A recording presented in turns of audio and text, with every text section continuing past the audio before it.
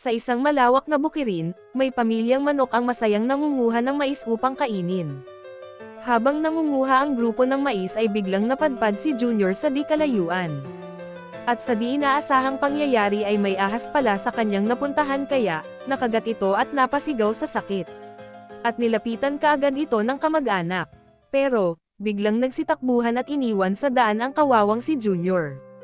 Habang sabi ng kamag-anak na huwag lalapit sa kanya at baka mahawa ang lahat at ang ating angkan, habang napadaan ang Sparrow, nakita niyang nakahandusay si Junior, at kinausap niya kung ano problema at ang sinabi naman ni Junior na puntahan mo pamilya at kamag-anak ko at sabihin tulungan ako. Pumunta agad ang Sparrow sa kamag-anak at pinasunod sa kanya, pero bigo siya. Kaya bumalik na lamang ito at sinabi kay Junior na ayaw nila tumulong.